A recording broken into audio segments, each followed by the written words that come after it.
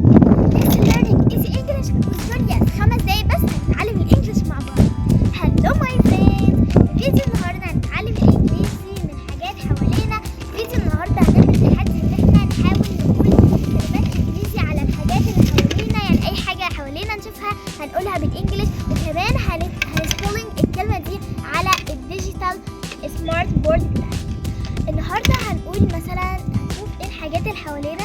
اول ما نبص كده هنلاقي الجبال حوالينا من كل حته، فالجبال يعني ايه؟ جبال يعني mountains. جبال يعني mountains. لو حبينا نكتب كلمه mountains هنكتبها كده. يلا بينا نسبلنج الكلمه.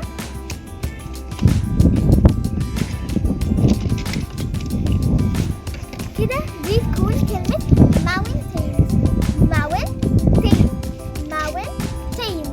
كده يعني جبال. تاني حاجة هنلاحظها جدا هو الهواء.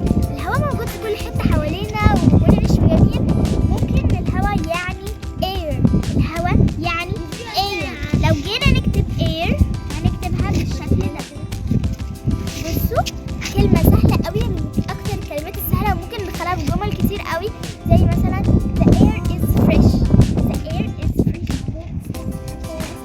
وكمان لو بصينا حوالينا هنلاقي عشب من كل مكان حوالينا، زي مثلا grass يعني عشب. وتعالوا بينا نكتب السبيلنج بتاع كلمة grass. هنكتبها كده كلمة grass يعني عشب أو يعني خضرة كده، أو الأعشاب اللي بتكون طالعة في الصحراء. طبعا الحاجات اللي احنا شايفينها زي النضارة بتاعتي اهي، نظارات الشمس. بصوا شكلها تحت ازاي. نظارات الشمس يعني sunglasses. مثلا لو عايزين ندخلها في جملة I love my sunglasses. لو جينا نسبلنج الكلمة هنكتبها كده. بصوا معايا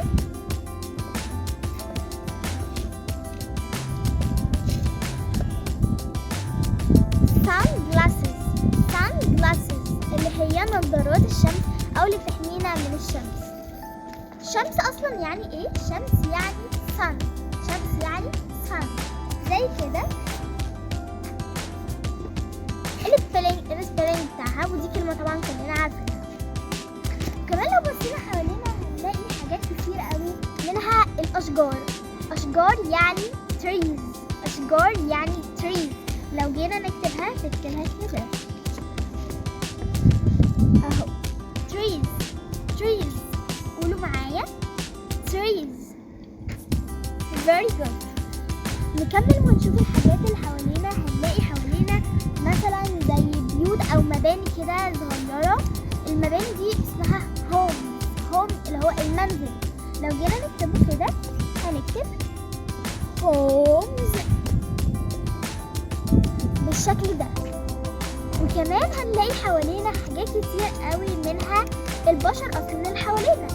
بشر يعني humans. تعالوا بينا نكتب السبيلنج بتاعها.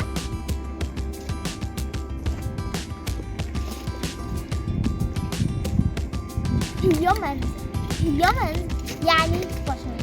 اخر 3 كلمات بقى هناخدهم النهارده. اهم حاجه احنا كنا اصلا بنستخدمها النهارده وهي الديجيتال بنسل كيس اللي هي المقلمه المتطوره او المقلمه اللي هي بالتكنولوجيا، اسمها الديجيتال بنسل كيس. اخر كلمتين فاضلين معانا هناخد فيهم لونين. اللون الاول هو اللون الاسود زي اللي انا لابساه كده. اللون الاسود يعني black. واللون التاني معانا هو اللون البيربل زي الفانس بتاعي كده purple. ما تنسوش عجبكم الفيديو بتاع النهارده،